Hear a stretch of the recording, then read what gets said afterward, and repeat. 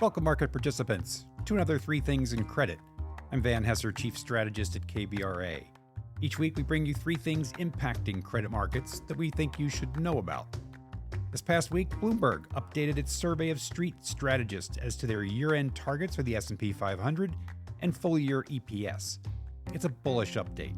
Median forecast for the index is 6,500. That's up from 6,400 last month and up from 5,900 back in April. Interestingly, the median forecast is still below where it was at the beginning of the year, 6,600. EPS of $264 is $2 better than last month, but also lower than the beginning of the year, which was $271. In the latest survey, 5 of the 18 strats surveyed boosted their index targets, while no one took their forecast down. Now, it is worth mentioning that 2 of the 18 have year-end targets below 6,000, so there still is a bit of a range of outcomes out there. Time will tell. This week, our three things are: 1. Maximum employment. What does that have to do with unemployment? 2. Retail therapy. We peel the onion on a strong retail sales report. And 3. Risk versus uncertainty. The difference explains risk market moves. All right, let's dig a bit deeper.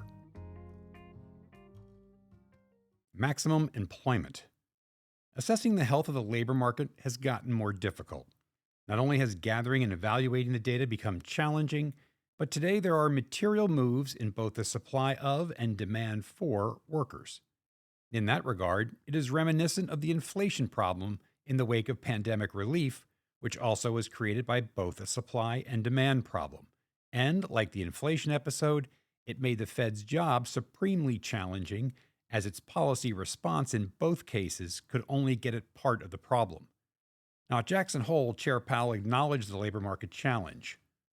Overall, he says, while the labor market appears to be in balance, it is a curious kind of balance that results from a market slowing in both the supply of and demand for workers.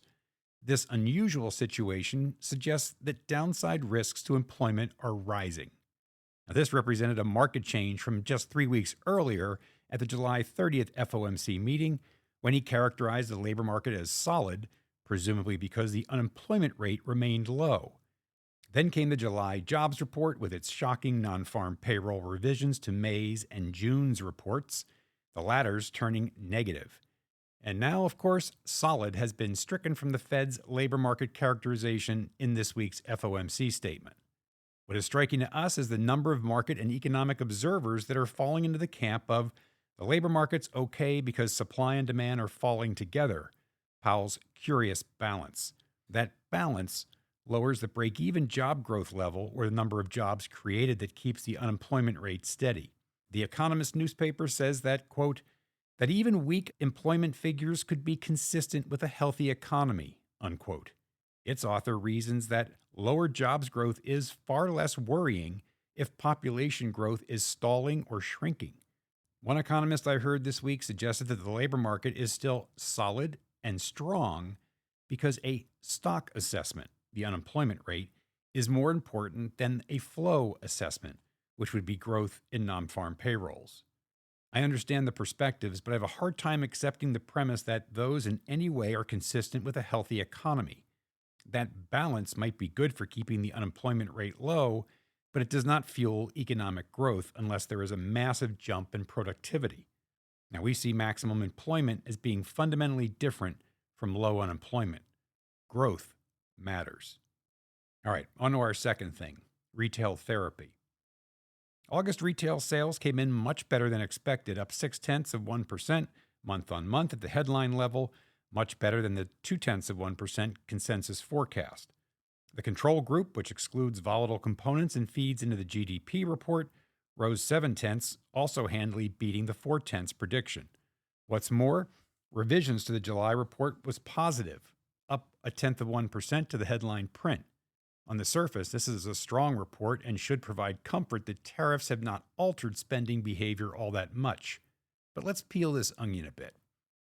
First, real retail sales are more modest. The most important thing to point out is that the retail sales report is nominal.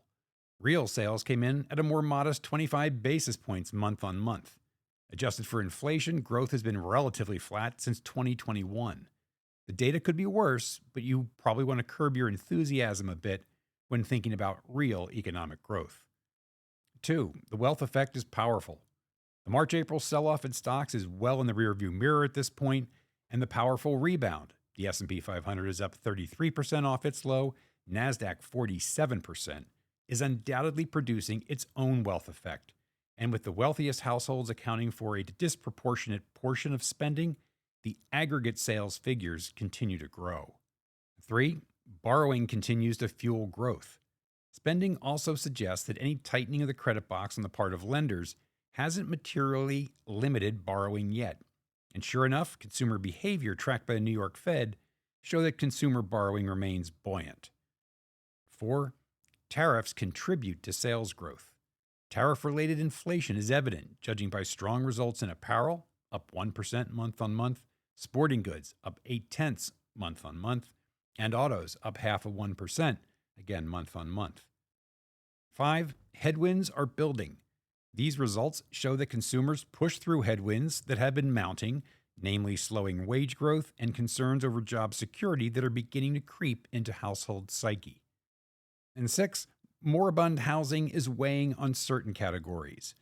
Negative results in furniture and appliances, along with a middling gain in materials, show continued weakness in housing activity. Now, putting it all together, and this is a report that reminds us that the economic activity in the aggregate remains relatively sound. We know from other data, housing, manufacturing, and now employment growth, as well as our expectation that the full tariff impact will be felt in the fourth quarter and into the first quarter, that headwinds are growing, but not enough, in our opinion, to add up to a material shock. For what it's worth, the FOMC's newly updated summary of economic projections end up in the same place, with 2026 GDP growth rebounding to 1.8%, which just happens to be their longer run estimate. All right, on to our third thing, risk versus uncertainty.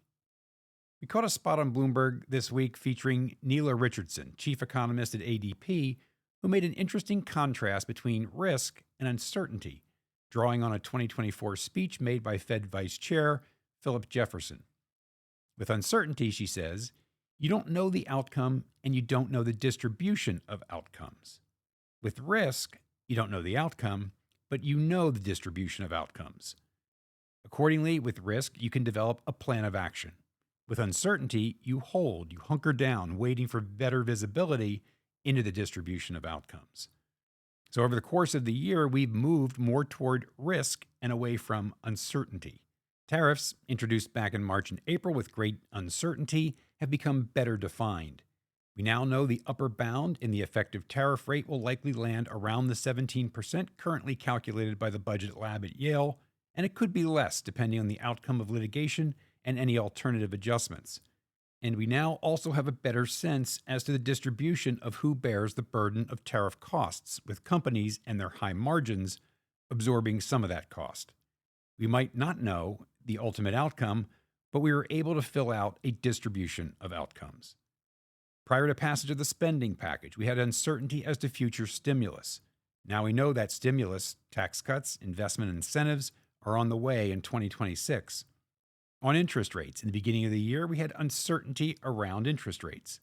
We now have a better sense as to the distribution of what those interest rate outcomes might be. In sum, we now have better visibility and greater confidence on possible outcomes heading into 2026.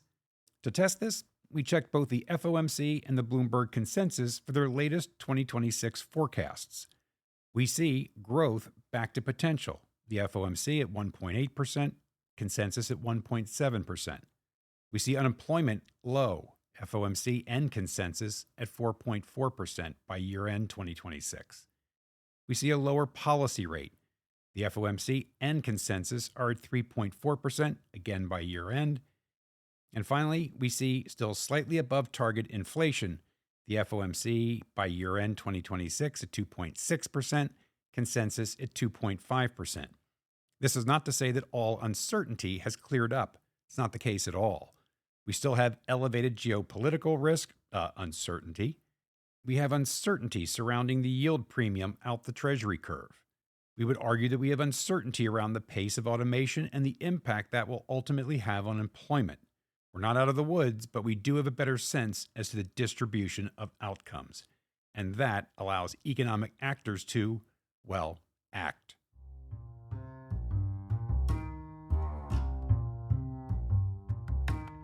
So there you have it, 3 things in credit. 1, maximum employment. Do we really have enough workers to maximize growth? 2, retail therapy. A strong report that's a little less strong when you peel the onion. And 3, risk versus uncertainty. Less uncertainty gets economic actors back on their front foot. As always, thanks for joining. Don't forget to check in on kbra.com for our ratings reports and our latest research. We'll see you next week.